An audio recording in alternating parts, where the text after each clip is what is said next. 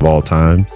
But playing against him and MJ, I think for me, it's MJ all day long, only because how I played against him. And, MJ just had everything, from mid-range to three-point to post-up game, and he could score and dominate in each position.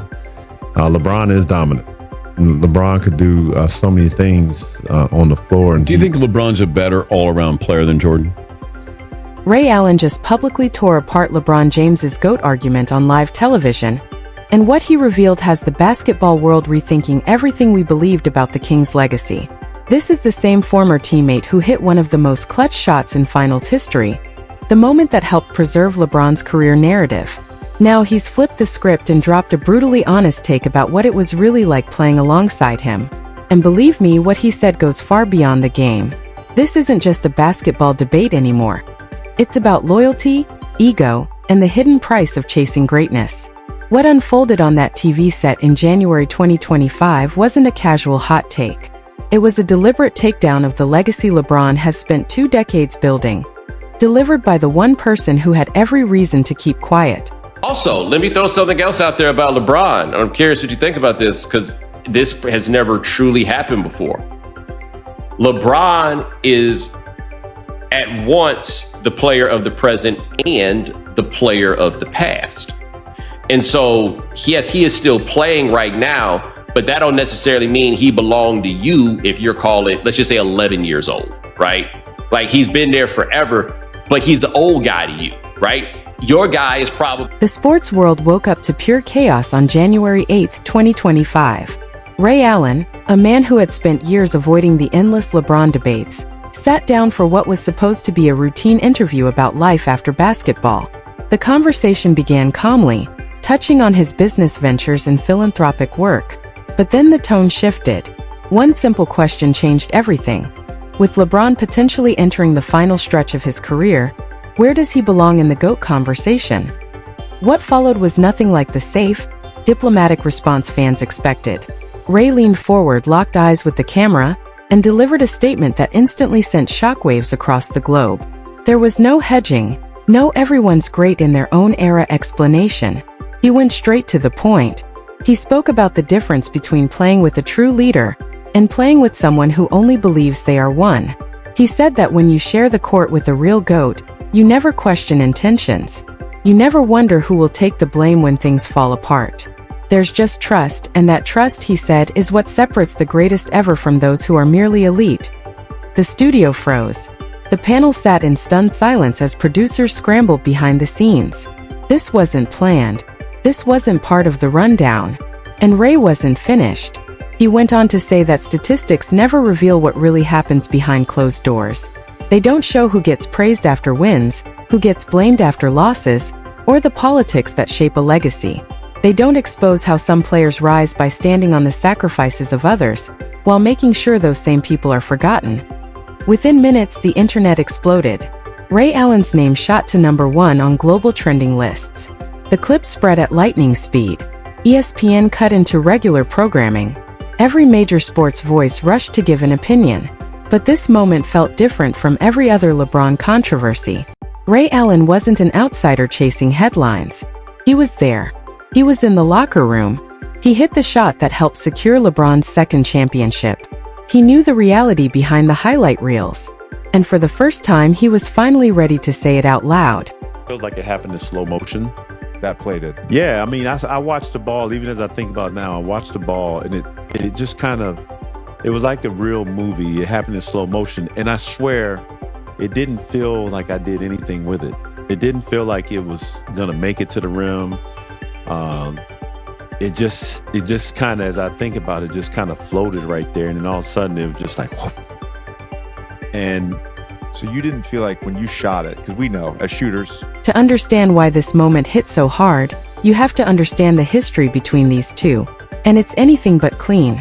Go back to June 18, 2013. Game 6 of the NBA Finals. The championship was slipping away, and once again, LeBron James's legacy was hanging in the balance. Miami was down 3-2, facing elimination against a relentless opponent. The pressure was unbearable. Then everything changed. Ray Allen caught the ball in the corner, rose up and drilled the three. Tie game. Overtime. Eventually a championship. That shot didn't just save a season, it saved LeBron's narrative. Without it, he's sitting on one title at that point in his career, and the can't win when it matters label becomes permanent. Ray Allen didn't just help LeBron win a ring, he arguably kept his GOAT case alive. But this is where the story turns complicated. After that title run, Ray made a decision LeBron never truly forgave. He left.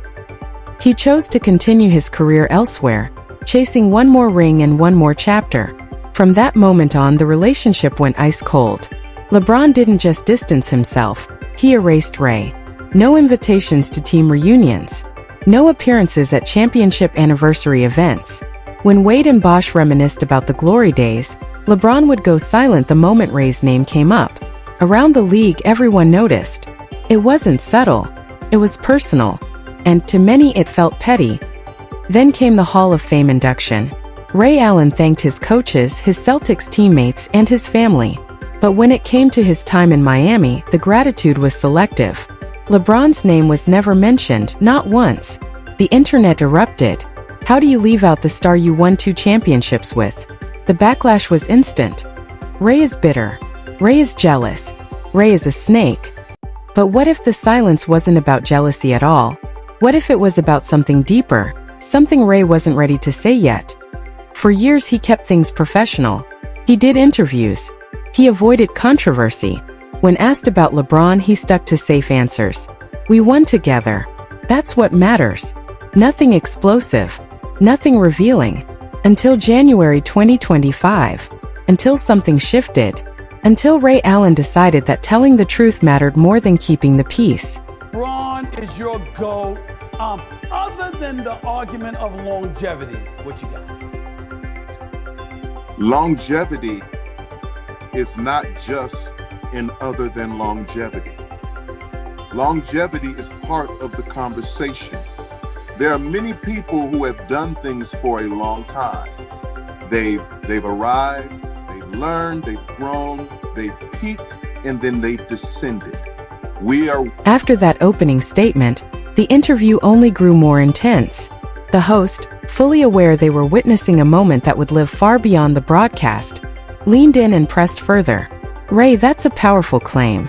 Can you be more specific? Ray didn't hesitate. He explained that he had played with Kevin Garnett, Paul Pierce, and under Doc Rivers, an environment in Boston built on collective success. Everyone was pushed to be great, not for individual legacy but for the team. Garnett demanded excellence, but his fire came from wanting his teammates to shine, not from a need to elevate himself above everyone else. Ray paused before continuing, carefully choosing his words. Miami, he said, felt different. There was a system, and that system revolved around a single narrative. Everything flowed through one person's greatness. Everyone else was cast as a supporting role in someone else's story. You could hit a game-changing shot, but you were expected to immediately acknowledge who passed you the ball. You could have a huge night, but you were reminded who created the opportunity. Over time it became draining. The panel tried to step in, hoping to soften the impact, but Ray was locked in. He explained that the GOAT debate isn't just about rings or statistics. It's about how you make your teammates feel. It's about trust when the game is on the line. Not trust that you'll take the shot, but trust that you genuinely want the people around you to succeed. He said Michael Jordan had that trust. His teammates would run through walls for him because they knew his demands came from a desire for collective greatness, not control. Then came the most damaging line of the entire interview. Some players truly lead, Ray said. Others carefully manage their image while making sure everyone knows who's in charge. And if you've been around long enough, you can tell the difference. The greatest player isn't the one with the most stats or rings. It's the one whose teammates would go to war for him without hesitation, without fear of being blamed when things go wrong. The fallout was immediate. Social media erupted again. The implication was impossible to ignore. Ray Allen wasn't just questioning LeBron James's place in the GOAT debate. He was challenging his entire approach to leadership. Former teammates were suddenly under the microscope. Some stayed silent. Others gave carefully worded answers that avoided the core issue. Dwayne Wade tried to calm things down, but even his response felt cautious. He spoke about championships, but noticeably avoided defending LeBron's leadership directly. That silence spoke volumes. What Ray Allen introduced wasn't just drama. It fundamentally shifted the GOAT conversation. For years, LeBron's case had rested on numbers, longevity, championships across multiple teams, and individual brilliance. But now there was a new factor that stats couldn't capture: the testimony of someone who was actually there. Someone who made the most important shot of LeBron's career. Someone with nothing left to gain. Players around the league were quietly asked whether Ray had a point. The discomfort was visible. Many had heard the stories. They knew about the control, the image management, the way some teammates felt more like assets than partners. One anonymous current player admitted that Ray had said what many had thought for years, but no one wanted to say publicly because of the backlash it would bring. LeBron's response only fueled the fire. For nearly 2 days there was total silence. No tweets, no Instagram posts, no vague messages. And that absence was glaring because LeBron always responds. Eventually, a statement came from someone in his circle, calling the comments noise and insisting LeBron was focused on winning. Not lies, not falsehoods, just noise. A word choice that avoided denying anything outright. Meanwhile, no former teammate delivered a passionate defense. No one stood up and said Ray was completely wrong. The strongest response anyone could muster was the familiar refrain: "We won championships together." Fans rushed to discredit Ray, calling him jealous or bitter. But none of those attacks actually addressed what he said. And that's what made this moment different. Ray Allen isn't a talking head or a podcast personality chasing clicks. He's a Hall of Famer, a champion, a man whose shot helped define LeBron's legacy. Is Ray completely unbiased? Probably not. Old wounds are clearly part of this story. Being iced out after leaving Miami hurt. The Hall of Fame silence hurt. But that doesn't automatically make him wrong. In fact, much of what he described aligns with patterns seen throughout LeBron's career: fractured relationships, carefully controlled narratives, and former teammates quietly drifting away. Legacy isn't just built on points and trophies. It's built on how you treat the people who helped you succeed. And that's something you can't fix with another season or another ring. You can't rewrite how people felt. You can't erase lived experiences once they're spoken out loud. Ray Allen didn't just share an opinion. He added a moral dimension to the GOAT debate. It's no longer only about who was better. It's about who people would actually want to play with. And that's a question LeBron may not win as easily. This interview will be replayed for years. Every GOAT debate will now carry this testimony with it. Every replay of that 2013 Corner 3 will come with the knowledge of what the man who made it truly felt.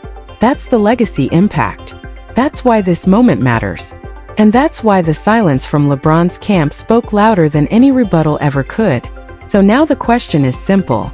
If you were building a team, would you choose the player with the greatest numbers, or the one whose teammates would follow him anywhere without hesitation? Ray Allen just forced the basketball world to confront that question honestly, and the answer may change everything.